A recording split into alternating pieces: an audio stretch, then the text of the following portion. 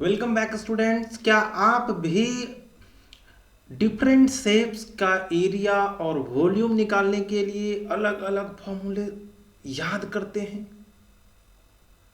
और आपको इसे याद करने में बहुत परेशानी होती है? ऑफ कोर्स होती होगी।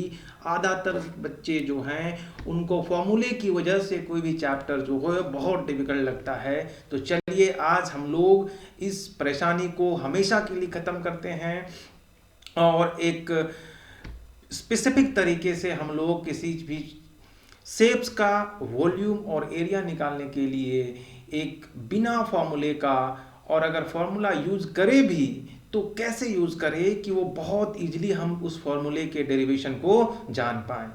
तो चलिए आज की क्लास हम लोग स्टार्ट करते हैं और आज की क्लास में हम लोग सीखेंगे कि ये कैसे निकाला जाता है। चलिए, तो आज हमारा पहला टॉपिक जो है वो है क्यूब के बारे में।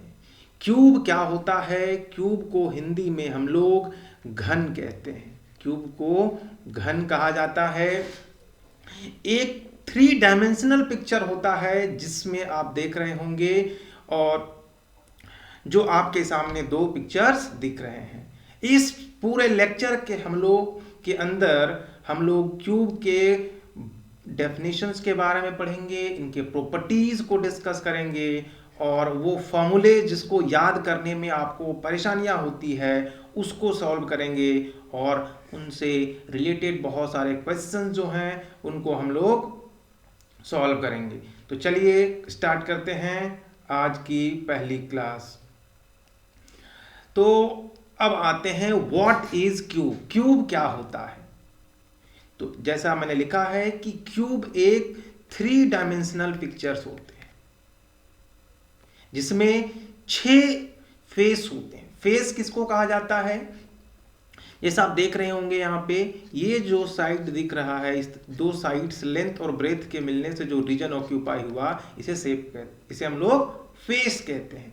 तो ऐसे ऐसे आपको इस क्यूब के अंदर 6 फेसेस दिखाई देंगे। एक फेस तो आपको ये दिख रहा है, दूसरा ये पहला फेस इसे मान सकते हैं, ये दूसरा फेस है, ये तीसरा फेस है, और आपको पता है इस फेस के पीछे वाले सर में भी एक फेस है, चौथा, एक नीचे पांचवा, और इधर एक छठा। तो ये क्या होता है? एक 3D शेप्स होते हैं जिसके 6 इक्वल सरफेस फेसेस होते हैं, और सारे फेसेस जो होते हैं राइट एंगल पर एक दूसरे से मिलते हैं। राइट एंगल मीन्स 90 डिग्री बनाएंगे। देखो हर एक फेस जहां जहां ज्वाइन करता होगा वहां का कोण 90 डिग्री बनता है। तो इसके कितने वर्टिसेस होते हैं? नेक्स्ट क्वेश्चन ये आता है कि इसके कितने वर्टिसेस होते हैं। तो आप लोग जानते हैं कि इसके कितने वर्टिसेस होते हैं? 6 वर्टिसेस होते हैं। अब हम लोग इस क्यूब के रियल लाइफ एग्जांपल को अगर देखने की कोशिश करें तो हमारे आसपास भी बहुत सारे ऐसे शेप्स हैं जो क्यूब के शेप के होते हैं। जैसे सबसे पहला एग्जांपल होता है डाइस। डाइस के बारे में आप पहले से जानते हैं, ये वो है जब हम लोग लूडो खेलते हैं। जब लूडो खेलते हैं तो एक इस प्रकार का शेप जो होता है जिसका आप जनरली यूज करते हैं, जिसमें 1 2 से लेके 6 तक डॉट लिखा हुआ होता है, ये क्यूब शेप का होता है। इसी तरीके से रूबिक क्यूब होता है जिसको हम लोग क्या करते हैं, आप देखते होंगे, रोल करते हैं उसे और आप उसे बनाते हैं। अगला होते हैं बहुत सारे जो गिफ्ट के बॉक्सेस होते हैं, वो भी जो हैं वो क्यूब ही कहलाते हैं। नेक्स्ट आता है क्यूब की प्रॉपर्टीज को। ये सबसे इंपॉर्टेंट सेगमेंट होता है स्टूडेंट्स, तो इसको आप स्किप नहीं करेंगे, इसे बहुत ध्यान से देखेंगे।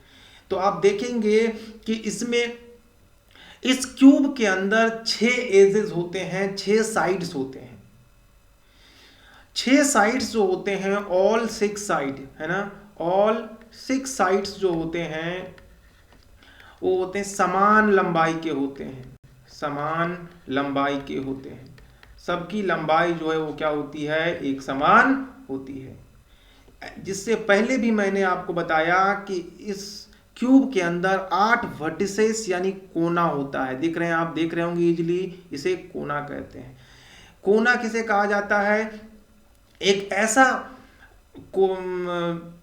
वर्टिसेस को, मतलब किसी एक शेप के अंदर अगर दो लाइन सेगमेंट, कम से कम दो लाइन सेगमेंट जिस जगह पे मिला, या दो साइड कम से कम एक जगह पे मिला, उसे क्या कहते हैं? वर्टेक्स या कोना कहा जाता है। जैसे आप देख रहे होंगे यहाँ पे 3 लाइंस या 3 साइड्स यहाँ पे मिल रहा है, ठीक है। इसके हर एक सरफेस क्या होते हैं? एक स्क्वायर होता है। क्यों? क्योंकि आप देख रहे होंगे स्क्वायर जैसा यानी वर्ग होता है, क्योंकि जितनी इसकी लंबाई होती है उतना ही चौड़ाई होती है। तो आपको पता होता है कि वैसा क्लोज फिगर जो रेखाखंडों से मिलकर बना हुआ हो और 4 रेखाखंड हो और उसके चारों रेखाखंड आपस में बराबर हो और हर एक कोण 90 डिग्री का हो, तो उसे हम लोग वर्ग कहते हैं, स्क्वायर कहते हैं। तो ये इंपॉर्टेंट प्रॉपर्टीज आपको ध्यान में रखने हैं कि ये जो क्यूब आपको सामने दिख रहा है, इसके पास 8 वर्टिसेस होते हैं। कितने? 8 वर्टिसेस होते हैं। 6 फेसेस होते हैं। फेसेस का मतलब मैंने बताया था एक रीजन। कितने इस टाइप का कितना रीजन बनेगा? तो आप जब आप लूडो को देखेंगे तो उसमें इस प्रकार के 6 रीजन आपको दिखाई देंगे, 6 फेसेस दिखाई देंगे। इसके अलावा और भी अगर एक पॉइंट जानना चाहें तो एजेस कितने होते हैं? एजेस, तो आपको एजेस का मतलब होता है किनारा। एजेस का मतलब क्या होता है? किनारा होता है। तो आप देख रहे होंगे एजेस क्या, ये यहां से ये जो लेंथ जो आपको दिखता है, इसे हम लोग क्या कहते हैं? एज कहते हैं। यानी कोई भी दो वर्टिसेस मिला, 2 कंसेक्यूटिव वर्टिसेस को अगर आप मिलाते हैं तो उससे जो लाइन सेगमेंट बनता है उसे हम लोग क्या कहते हैं? एज कहते हैं। जैसे आपको यहाँ पे दिख रहा होगा। तो इस तरीके से अगर काउंट करें तो टोटल एजेस जो होते हैं, टोटल किनारा जो होती है वो कितने होते हैं? 12 किनारे होते हैं। फेसेस की अगर हम लोग बात करें, फेसेस की बात करें तो 6 फेस होता है एंड 8 वर्टिसेस होते हैं। 8 जो होता है वो कोना होता है। अब अगली अगर बात हम अगर क्यूब के बारे में करें तो सबसे पहले हम लोग एक काम करते हैं कि क्यूब के एरिया कैसे निकालेंगे, इसके बारे में हम लोग सबसे पहला काम करना शुरू करते हैं। तो जैसा आप जानते हैं कि क्यूब जो होता है इस प्रकार का एक शेप होता है, सब लोग जानते हैं।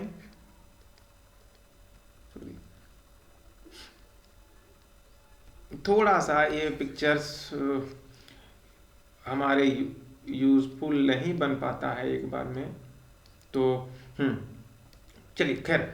तो हमने क्या कहा कि अगर आप इसे एक क्यूब बनाएं, पहले आप एक क्यूब बनाएं, तो जैसा मैंने आपको अभी कुछ समय देर पहले बताया कि जो क्यूब होता है वो क्या होता है, कितने फेसेस होते हैं, उसमें कितने सतह आपको दिखाई देते हैं। तो हमने बताया आपको कि 6 सतह दिखाई देते हैं, ठीक है।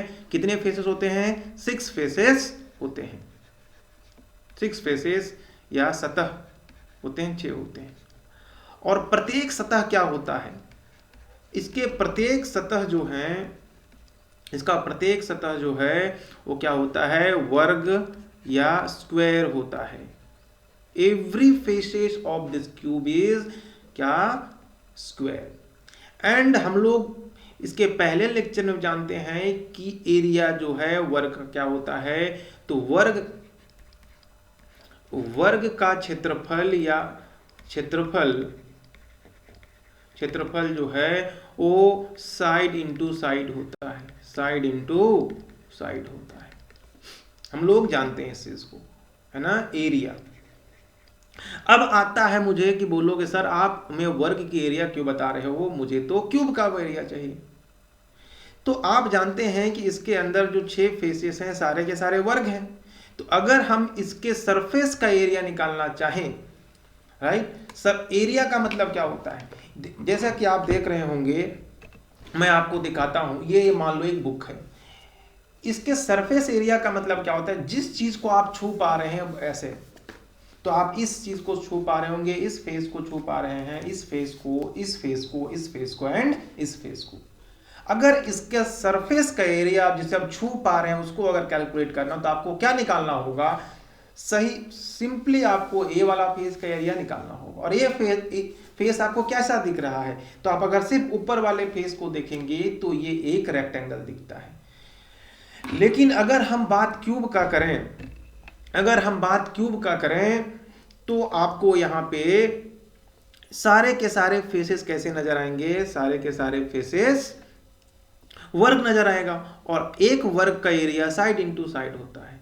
तो ऐसे ऐसे कितने वर्ग होंगे, तो जितने फेसेस होते हैं, यानी 6 बार, यानी साइड को अगर मैं एस से डिनोट कर दूं, साइड को एस से डिनोट कर दूं, तो एक वर्ग का एरिया हो जाएगा साइड का स्क्वायर, तो 6 एरिया हो जाएगा।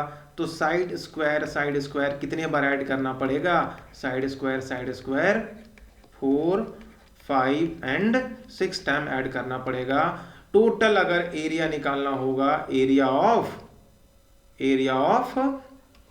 क्यूब। क्यों? क्योंकि 6 फेसेस होते हैं, एवरी फेसेस जो होता है वो क्या होता है, वर्ग होता है। आप इसे अगर सबको ऐड कर देंगे तो 6 टाइम 6 गुना इसे आप लिख सकते हैं 6 गुना एस स्क्वायर। और यही बात मैंने यहाँ फॉर्मूला में लिखा है, क्यूब का जो एरिया है वो 6 इंटू ए स्क्वायर होता है। कैसे होता है आप लोगों को समझ में आ गया होगा। नेक्स्ट अब आते हैं कि इसका डेरिवेशन कैसे करते हैं। तो मैंने आपको करके दिखा दिया कि इसके 6 फेसेस होते हैं, वो सारे फेसेस जो होते हैं वो क्या होते हैं, वर्ग होते हैं।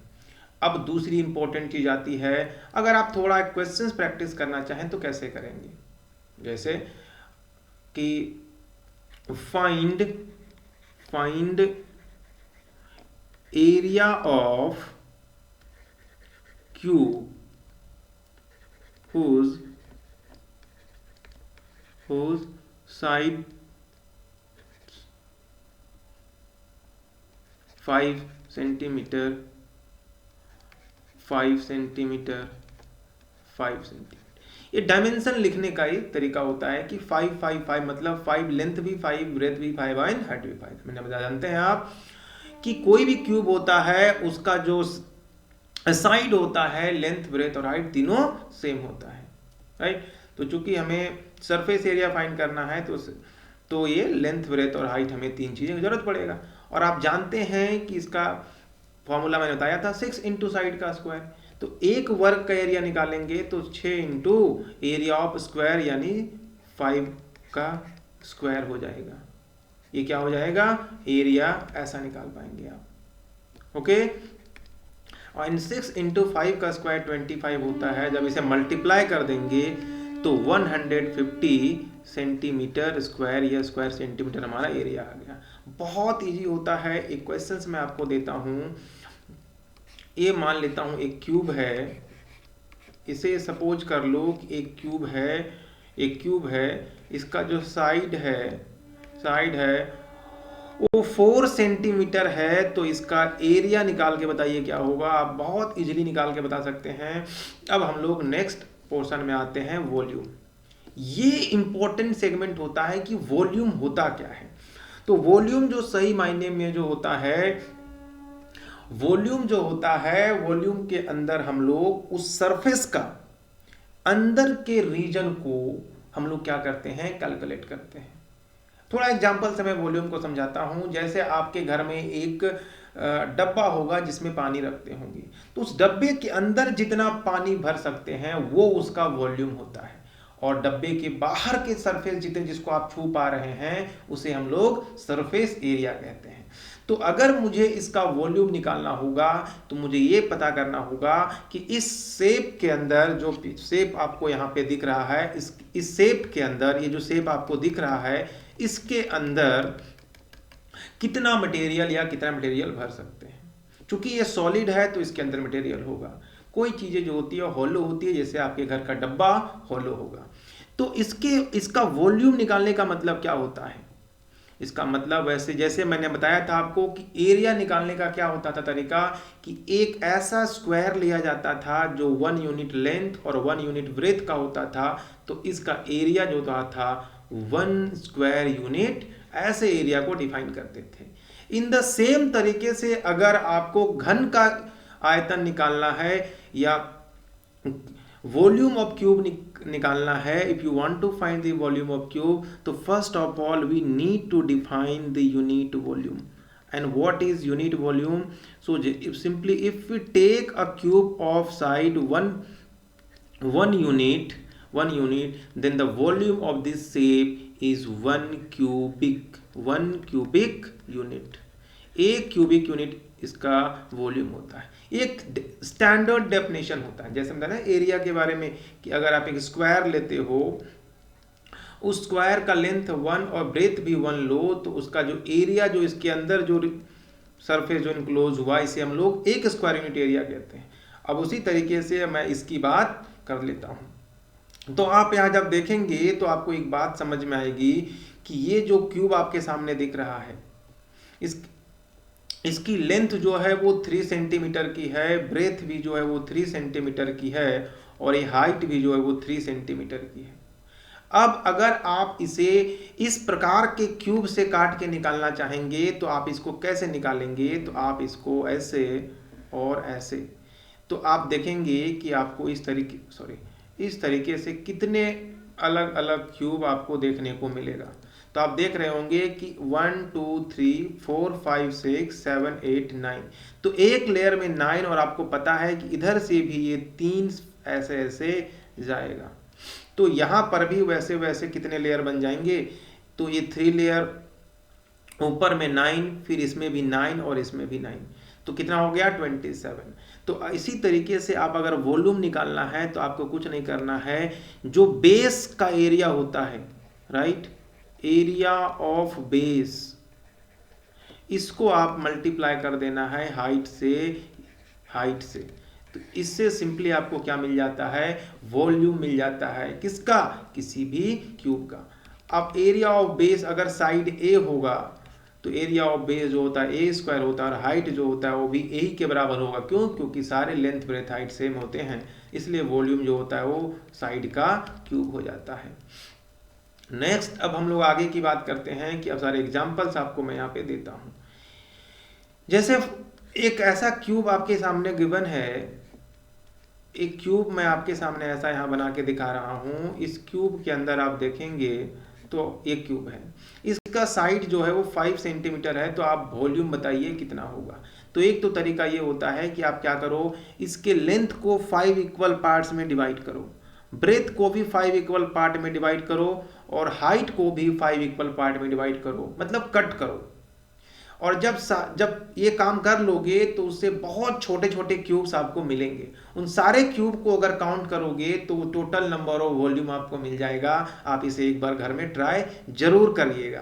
तो चलो अब यहाँ निकालते हैं। आपको पता है एरिया ऑफ वॉल्यूम जो होता है वो आधार का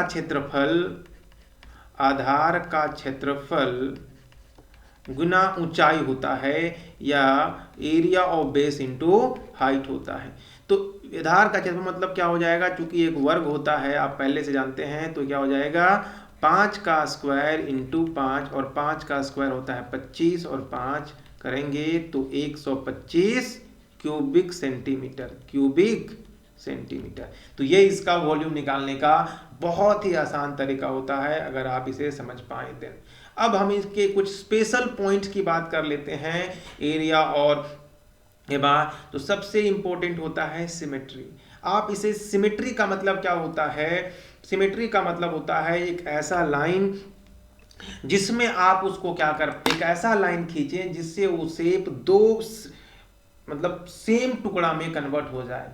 मतलब जो, जैसे मैं इस बुक को लूं, आप इस बुक को देख रहे होंगे, अगर इस बुक से मैं एक लाइन खींचूं अगर ऐसा, तो क्या ये बुक का इधर वाला पार्ट और इधर वाला पार्ट सेम दिखेगा? तो बोलोगे सर नहीं। इसका मतलब यहाँ पे हम सिमेट्री नहीं कर सकते, क्योंकि इसमें इधर कुछ और शेप बना हुआ है, कुछ और शेप बना हुआ है। पर अगर सोचो कि अगर मैं एक प्लेन शीट लूं, जैसे मैं अगर इस राइटिंग पैड की मैं बात करूं, अगर मैं इसे लूं, तो आप अगर इसे 2 टुकड़ों में अगर तोड़ेंगे आप, तो आप इसे देखेंगे कि ये इधर का पार्ट और इधर का पार्ट आपको सेम नजर आएगा। तो वैसे शेप्स को हम लोग जनरली जो है वो क्या कहते हैं? उसका सिमेट्री कहते हैं। तो इस क्यूब को अगर देख रहे हो कि अगर हम लोग क्यूब को यहाँ से एक ऐसा लाइन खींचें, तो इसके इधर का पार्ट और इधर का पार्ट जो एकदम सिमिलर सेम दिखाई देगा। तो ये जो लाइन हुआ वो लाइन ऑफ सिमेट्री होगा। तो इस तरीके से आप इसके बहुत सारे लाइन ऑफ सिमेट्री, एक तो ऐसे भी एक लाइन ऑफ सिमेट्री खींच सकते हैं, ऐसे खींच सकते हैं, ऐसे खींच सकते हैं, राइट। तो ये इसके लाइन ऑफ सिमेट्री होते हैं। दूसरा इंपॉर्टेंट जो एग्जाम में जनरली बहुत लोग गलती कर देते हैं कि इसका डायगोनल कैसे फाइंड आउट किया जाता है। तो जैसा आप जानते हैं कि इसका डायगोनल फाइंड करने का मतलब क्या हुआ। डायगोनल का मतलब जैसे आपके पास एक ज्योमेट्री बॉक्स होगा और उस ज्योमेट्री बॉक्स में सबसे बड़ी पेंसिल आप कितना बड़ा रख पाएंगे उसकी लंबाई को कैलकुलेट करना होता है, वही उसका डायगोनल होता है। तो आप अगर देखेंगे ध्यान से तो आपके ज्योमेट्री बॉक्स जनरली शेप का होता है। तो आप सोचेंगे कि सर अगर हम इसको यहाँ से ऐसे रख देंगे तो यही सबसे बड़ा साइड होगा, बट नहीं।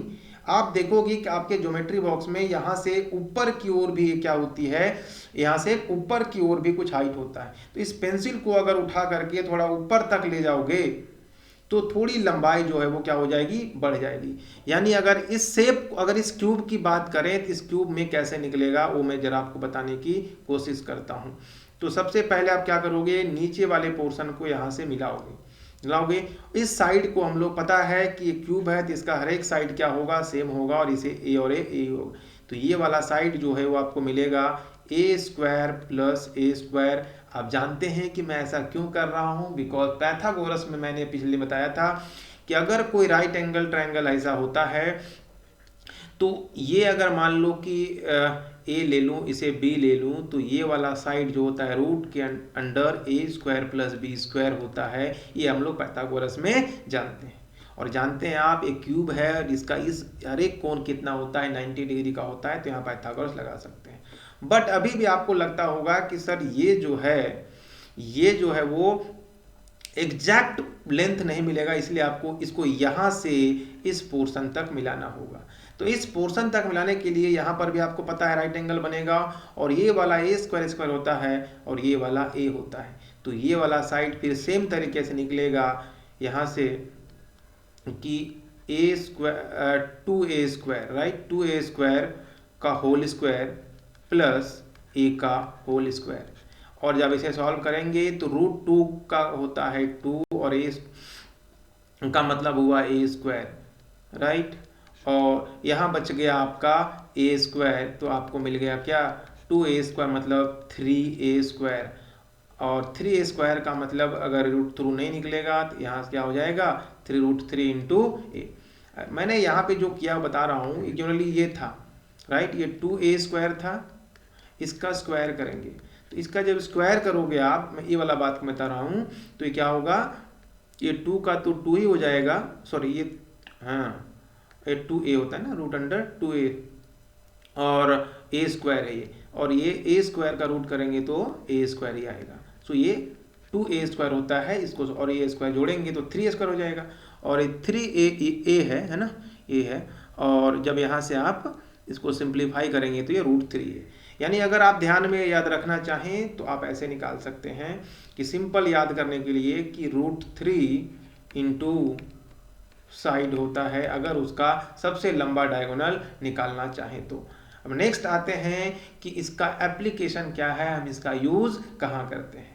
तो हम लोग, आपको पता है कि बहुत सारे आर्किटेक्चर्स में, जैसे आपको कुछ मैं दिखा रहा हूँ, ऐसा शेप्स बनाने के लिए हम लोग क्या करते हैं कि एक से ज़्यादा क्यूब का क्या करते हैं, कम्बिनेशन करते हैं। जैसे देख रहे होंगे इस शेप के अंदर बहुत सारे क्यूब जो हैं एक के ऊपर एक रखे जाते हैं, इस तरीके से अरेंज किए जाते हैं। एक बहुत ही बेस्ट पैटर्न आपको देखने को मिलता है। इस बिल्डिंग को भी देखेंगे कि बहुत सारा इसके अंदर क्यूब यूज किया गया है और पैटर्न बनाया गया है। सेम तरीके से आप इसे देख सकते हैं। अब नेक्स्ट जो आता है समरी में, मैं बता देता हूं कि क्या मैंने बताया आज पूरे इस लेक्चर के अंदर। मैंने आपको इसके प्रॉपर्टीज, एरिया, वॉल्यूम एंड कुछ की पॉइंट के बारे में मैंने आपको डिस्कस किया। तो अब कुछ मैं आपको अनसॉल्व क्वेश्चंस दे रहा हूं जिसे आप सॉल्व करेंगे। सबसे पहला क्वेश्चन है कि आपको वॉल्यूम फाइंड करना है, यानी आयतन निकालना है। आयतन निकालना है किसका, क्यूब का, यानी घन का, जिसका एज यानी भुजा जो है वो 7 सेंटीमीटर है। नेक्स्ट क्वेश्चन आपके पास है कि आपको सरफेस एरिया निकालना है, यानी सतह का क्षेत्रफल निकालना है। सतह का क्षेत्रफल आपको निकालना है किसका, क्यूब का, जिसका किनारा जो है वो 10 सेंटीमीटर का है। एंड एक डायगोनल दिया हुआ है आपको क्यूब का इतना, तो आपको उसका लेंथ निकालना है। तो अगर ये क्वेश्चन थोड़ा इंपॉर्टेंट है, मैं करा देता हूं कि क्यूब का, अभी मैंने तुरंत ही बताया कि क्यूब का डायगोनल क्या होता है, तो बोलोगे सर √3 इंटू साइड इसका डायगोनल होता है। और क्वेश्चंस के अंदर गिवन क्या है कि डायगोनल गिवन है, राइट। क्या दिया हुआ है कि डायगोनल गिवन है, तो डायगोनल के जगह पे आप लिख दो जो लिखा हुआ है उसका, और उसको इसके इक्वल कर दो, इसके इक्वल कर दो, तो √3 से √3 कट जाएगा, तो यहाँ से साइड जो है वो क्या मिलने वाला है, 5 यूनिट, या सेंटीमीटर है तो 5 सेंटीमीटर मिलने वाला है। बहुत इंपॉर्टेंट क्वेश्चन है, बहुत बार एग्जाम में ये पूछा गया है। तो अगर आप सोचो कि इसके जगह पे अगर मैं दे दूं 12 √3 तो आप सेंटीमीटर, तो बताओ कि उसमें साइड का लेंथ कितना होगा। आशा करता हूं कि आपको ये लेक्चर पसंद आया होगा, आप इसे देखेंगे और अपनी राय कमेंट बॉक्स में जरूर देंगे। तब तक के लिए आप इसे देखते रहिए और अपने दोस्तों के साथ शेयर जरूर करिए। अगर अच्छा लगे या आपको कोई सजेशन देना हो तो आप कमेंट बॉक्स में अपना सजेशन दे सकते हैं। तब तक के लिए धन्यवाद, थैंक यू सो मच।